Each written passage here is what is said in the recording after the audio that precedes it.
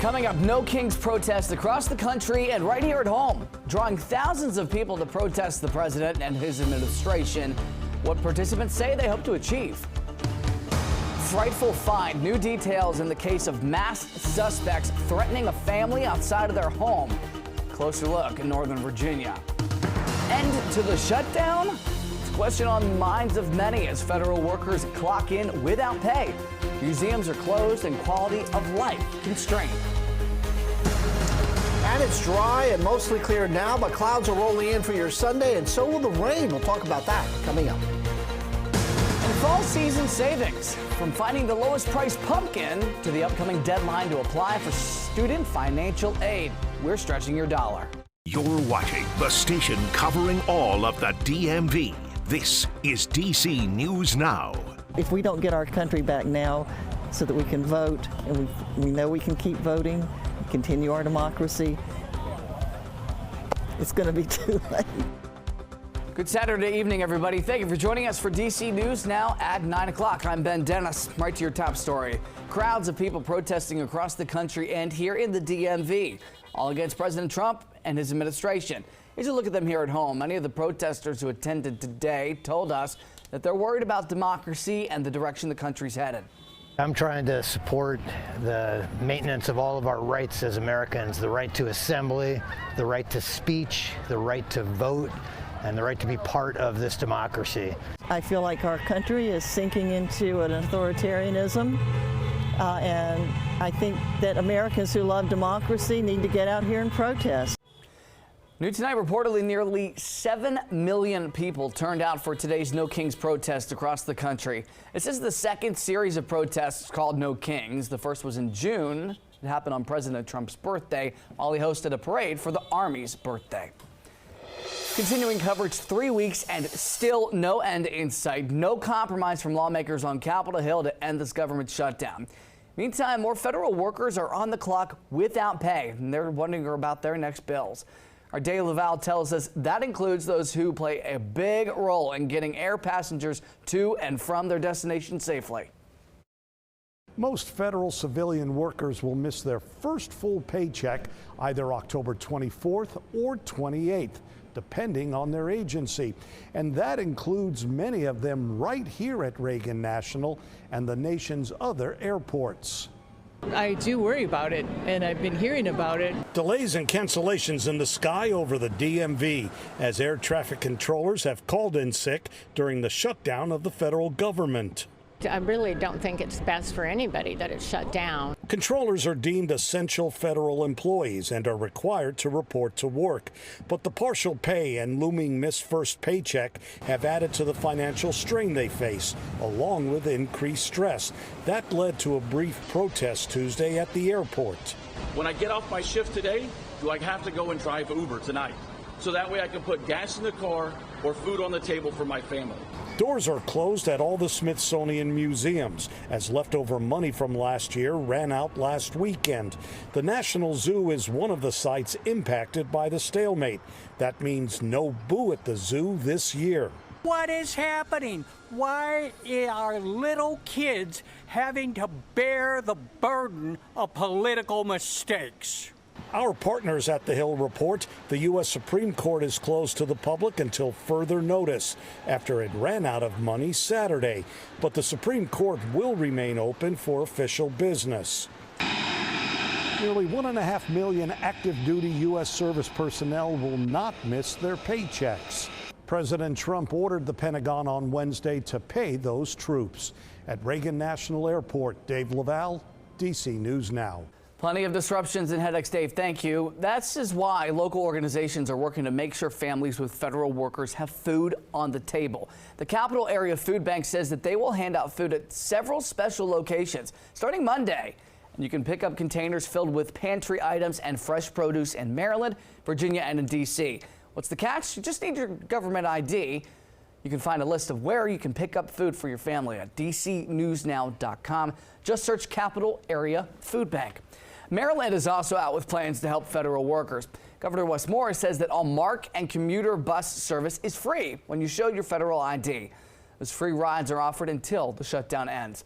Of course, you can stay on top of the government shutdown with us and waking up with Sunrise on the Hill. Every weekday morning from 6 until 9, hosts Hillary Howard and Corey Smith have all the latest insight and in-depth analysis from a team of reporters across the DMV. Meteorologist Scott Sumner back after a well-deserved vacation. Good to see you, Scott. Let's dive into those temps right now. Welcome fall. Welcome to all. Yes, and we are going to feel like fall here certainly this upcoming week. Not so much tomorrow, though, because we're going to get up into that middle 70 range, maybe a few upper 70s. So while we're not into the 80s and certainly no 90s, but that will be above normal for us here after morning lows will be into the upper 50s this evening in D.C. As far as the satellite and radar is concerned, pretty much clear skies, except a few clouds drifting in and out of the area. Some of those high, thin, wispy clouds, cirrus clouds, are non-rain producing. But the rain and those clouds, well, they're back off to the west, the ones that do produce the rain, and you can see them there from St. Louis across over towards Indianapolis, up towards Chicagoland, and down through Memphis and parts of western Tennessee. All of that is going to be moving in our direction come this time possibly tomorrow. So be aware of that for tomorrow evening if you're planning on stepping out. Now, brunch forecast shows that we do have partly cloudy skies from 11 to 1, and temperatures at that point in time are in the 70s with dry conditions. We'll talk about a breakdown of tomorrow's forecast tomorrow evening specifically coming up. All right, Scott, thanks. All new tonight, we have learned that 6 people were hospitalized after several cars crashed in Prince George's County. Officials say this happened on Rosaryville Road around 2 this afternoon. This is just southeast of Andrews Air Force Base. What we've learned, 3 adults and 3 children were taken to the hospital with serious but non-life-threatening injuries. In the district, firefighters overnight were called to an early morning house fire in Northeast. This happened on 51st Street around 1 o'clock this morning in Lincoln Heights. Crews say the fire was under control in about 30 minutes, and it stayed inside of one room on the first floor. Good news, nobody was hurt, and nobody will have to find another place to stay. An update to a frightening night for one Northern Virginia family we told you about earlier this week. Alexandria police say they're investigating several tips right now after 3 people wearing creepy Halloween costumes appeared on somebody's doorstep. Not only that, they repeatedly banged on the door and yelled threats. Members of the family told our Liberty Simmons about the terrifying ordeal. Well, the family says what was a quiet night quickly turned into a nightmare after 3 suspects in creepy masks showed up at their door, and it was all caught on camera. Open up the door! There's no other way to address it other than saying that it's not acceptable. It's terrifying. So shaken by the ordeal, Shayla did not wish to go on camera, but described the moment 3 masked suspects tried to break into her home. My heart dropped. My mom, she was in a shock. All caught on her Ring doorbell camera Tuesday night, the suspects made menacing gestures. She says they threatened to kill them and even damage their back fence trying to break in. This is a very serious matter. Historically, we have saw pranks around the nation as it relates to people wearing masks, trying to mimic movie scenes or horrific films. These are serious matters because, number one, they are frightening to people in the community, especially leading up to Halloween. But most importantly, they can result in a serious injury. Police are reviewing nearby surveillance cameras to try to identify the suspects before they strike again. There won't be a next time, because as I said before, it will not be the same, because that's terrifying. Now, police are urging anyone with information to contact Alexandria Police, and the family hopes that sharing this video can stop these suspects before anyone gets hurt. For now, in Alexandria, Liberty Simmons, DC News Now. Yeah, nobody wants to see that. Liberty, thank you. In Maryland, frustrated parents in the state's largest school district continue to speak out as Montgomery County Superintendent brought out a major figure to fix some issues inside of school buildings. More than $5 billion. That's the rough cost estimate to fix nearly 230 buildings with mold and broken HVAC systems. There are 6 schools that are so old they need to be fully replaced. Parents at Magruder High School say the concerns have certainly been building. So we have some basic issues with ADA compliance. We have issues with leaks, with mold, with moisture, which I think are happening everywhere. The auditorium ceiling came down last spring during the school musical.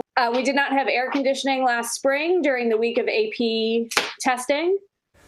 The superintendent is recommending the capital improvements budget to nearly double to $2.7 billion. He says that'll help fix the issues faster than they're currently being tackled. Keep an eye on that.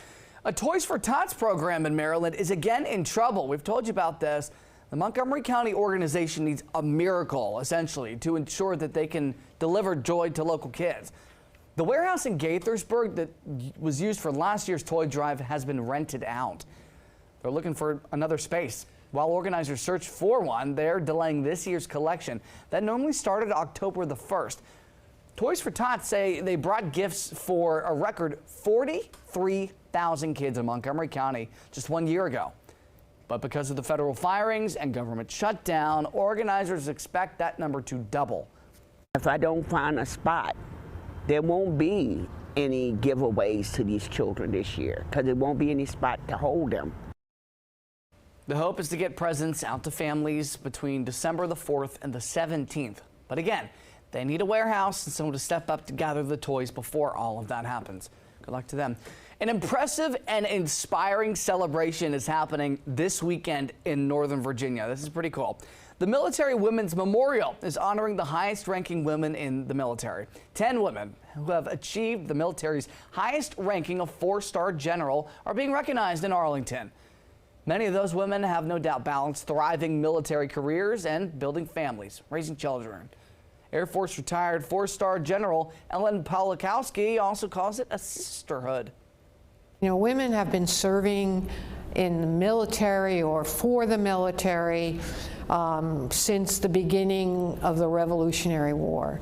They were serving before women were allowed to wear uniforms. They were serving before women could have children. They were serving before women were in official combat roles. And so because of their courage, because of their competence and their commitment, the 10 of us have had the opportunity to serve in positions that, frankly, as a child, I would have never dreamed that I could have possibly have had. It can be a lot of change in a little amount of time. Our full interview with the general will air as part of DC News Now's Veterans Voices. It's a special that's airing in November, both on air and online. Look forward to it. A fall fest for your whole family to look forward to, including your dog. It's happening tomorrow in DC. The fun community event is over at the Southwest Waterfront. There's going to be a pet costume contest, plenty of hot dog costumes, I presume, plus musical performances and dogs available for adoption. The festival is free. Starts tomorrow afternoon at 12:30.